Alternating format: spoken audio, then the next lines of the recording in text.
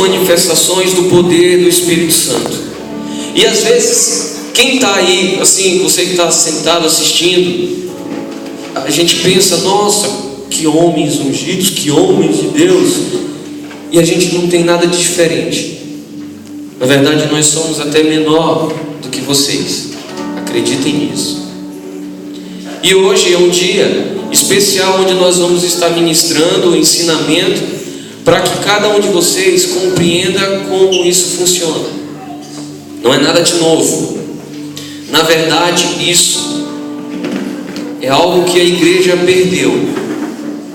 A gente fala muito, principalmente agora esse ano, nós estamos falando muito a respeito de avivamento, né?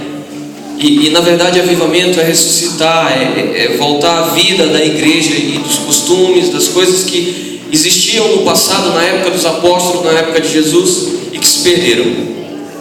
Então isso que vocês vão aprender hoje, vocês vão poder sair daqui e ir lá no hospital, que inclusive outro dia, a primeira vez que eu estava vindo para cá, eu passei em frente ao pronto-socorro. Vocês vão poder sair daqui lá no pronto-socorro e orar por uma pessoa e ver ela saindo de lá curada. Se prestarem bastante atenção, tá? Foque. Se o irmão vier conversar, você diz, irmão, depois a gente conversa. Esquece a pizza, esquece o jantar e foca, né? Foca na mensagem de hoje. Amém? Amém. Amém. Mas antes da gente entrar nesse ensinamento, eu quero conversar com vocês a respeito do Espírito Santo e a respeito da história de duas pessoas que a Bíblia conta, que vai refletir situações que nós estamos vivendo ainda nesse momento. Eu queria fazer uma pergunta aqui: quem gostaria de um dia poder orar por uma pessoa aleijada e ver ela levantando da cadeira de rodas e andar? Quem gostaria? Mas se essa pessoa fosse um criminoso que já matou mais de 1000 pessoas, você oraria por ela? Amém. Glória a Deus pela sua vida.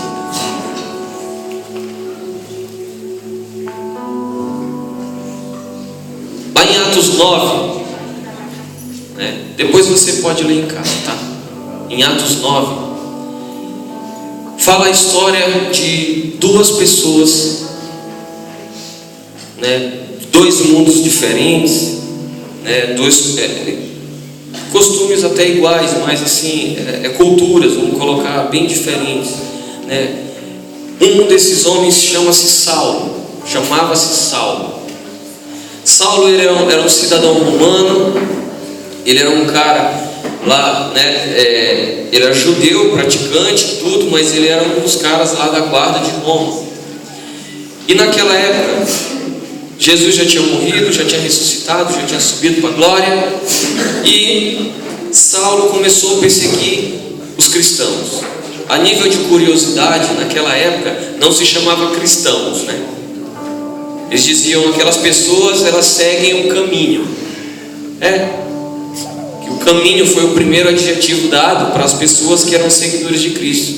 E esse adjetivo era como se fosse um código, tá? E aí ele estava indo para Damasco.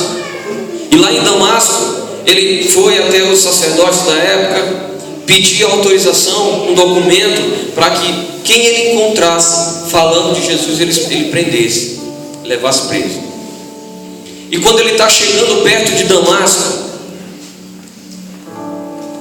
aparece uma luz muito grande. E pelos costumes rabínicos que tinha naquela época, ele automaticamente imaginou assim: nossa, deve estar vindo um anjo aí me trazer alguma mensagem do céu.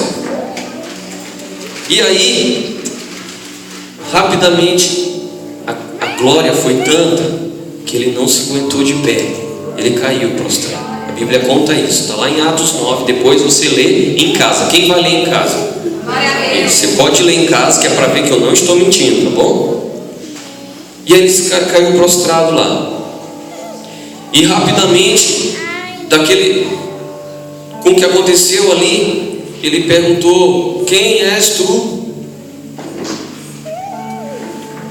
E aí, pensando que era um anjo, mas na verdade era Jesus aparecendo para ele, E ele fala: eu sou Jesus a quem tu tanto persegues. Imediatamente Jesus fala para ele: agora você levanta, entra na cidade de Damasco e fica lá, espera lá, porque eu vou mandar um servo meu ir atrás de você. De repente, som, apagou a luz, acabou, Jesus sumiu. E sabe o que aconteceu? Saulo ficou cego.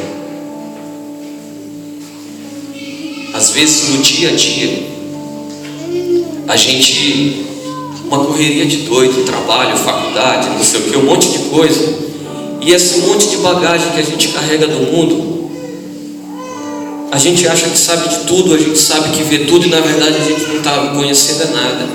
E aí veio o Senhor Jesus e de alguma forma deixou Saulo cego, para que ele pudesse começar a enxergar as coisas espirituais. Ele começar a ver as coisas espirituais sob o mover do Espírito.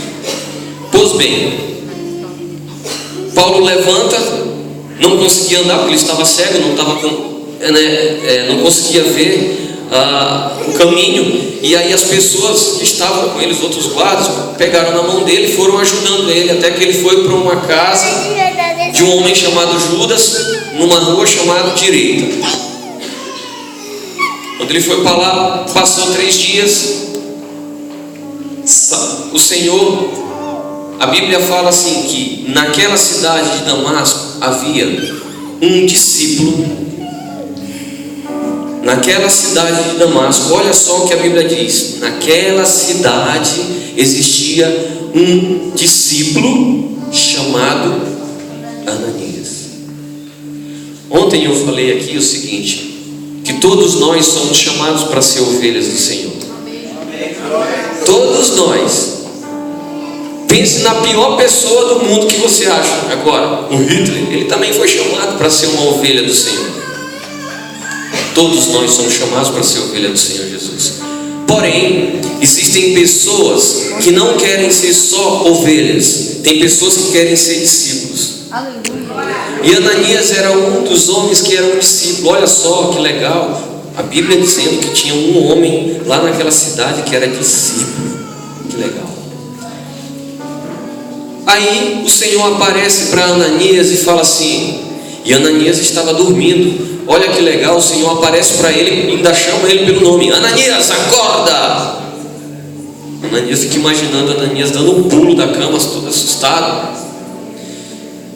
E o Senhor fala para ele: agora levanta daí, arruma as coisas, escova os dentes, sei lá, e vai para uma rua chamada Direita, procura lá na casa de Judas, um homem chamado Saulo, que é da cidade de Tarso, porque exatamente nesse momento ele está tendo uma visão, informando que tu vai lá falar com ele. Quantas vezes você já deve ter escutado o Senhor falar assim: ó, levanta aí e vai falar com teu amigo lá que está precisando de ti. E você não presta atenção às vezes na voz do Senhor. E Ele fala às vezes com sentimentos assim, simples. Só que Ananias, como nós seres humanos, olhou e falou para Deus assim: Senhor, não vou não. Oxe, pode não. Aquele homem lá, ele mata os outros. Ele já veio aqui, perseguiu todo mundo, está levando o pessoal preso. Inclusive, ele acabou de matar, de sentenciar e matar Estevão. Ele veio para cá. Eu não posso ir lá. O Senhor olha para Ananias e fala assim: eu mandei você ir lá falar com ele e orar por ele, para que ele volte a enxergar, porque eu tenho um grande plano na vida dele. Eu tenho certeza que se hoje você está aqui sentado, é porque em algum momento lá atrás alguém te fez esse convite. Irmãos, às vezes a gente a gente, o tempo todo a Bíblia está dizendo a gente pregar o evangelho a toda criatura. Aí o irmão, ele diz assim: legal, eu vou lá. Aí tem um irmão certinho, bonitinho, que mora na sua frente lá, né? Aí você vai e evangeliza ele. Legal, evangelizou, olha, Jesus te ama e tal, tal, tal. Beleza, passou. Aí você vai passando na rua, aí você vê um mendigo. Aí você olha, não, esse daí eu não vou evangelizar não. Olha que coisa doida. Quantas vezes você seleciona as pessoas por quem você vai orar? Irmão, que às vezes torce a cara simplesmente porque o outro irmão, sei lá, a outra irmã está usando uma calça, uma maquiagem, um brinco, religiosidade. Irmãos, vocês me perdoem.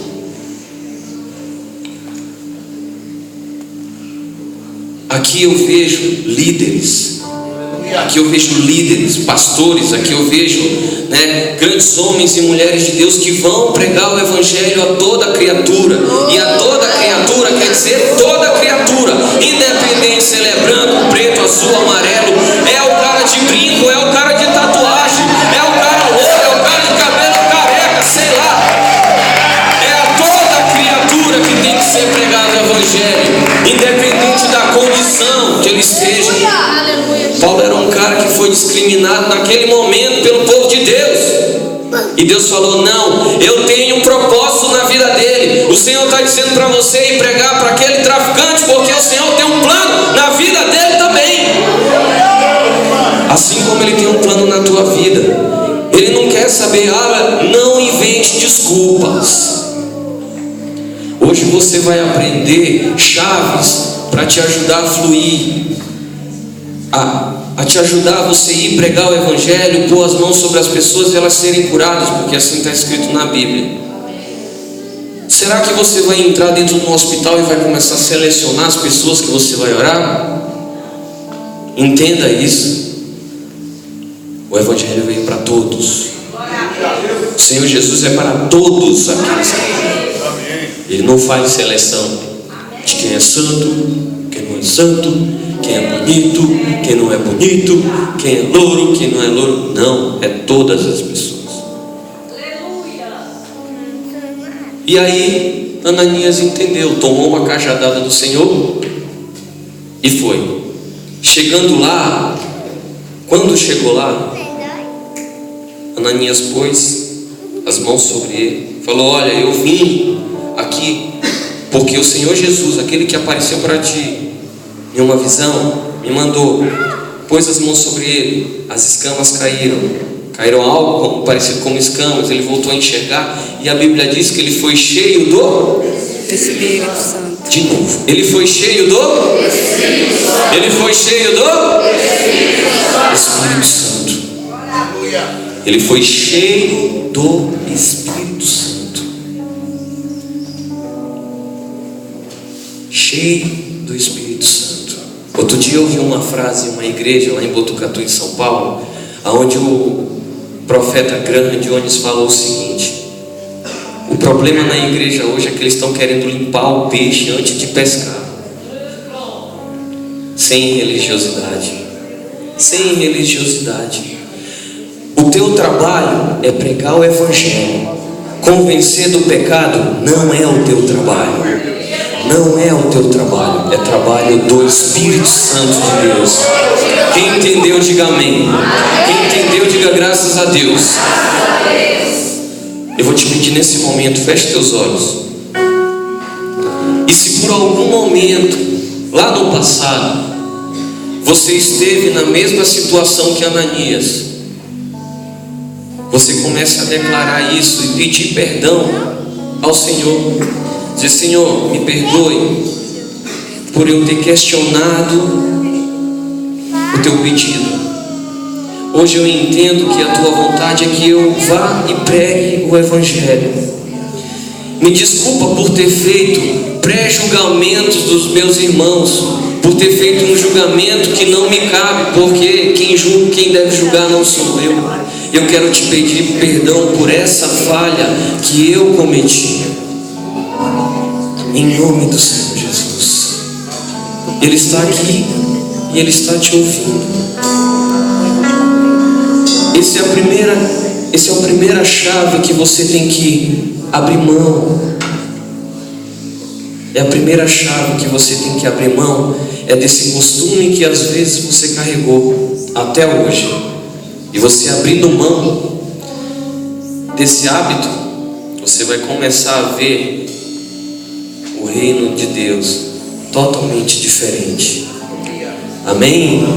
Amém? Amém. Amém. Agora olha para o irmão que está do seu lado.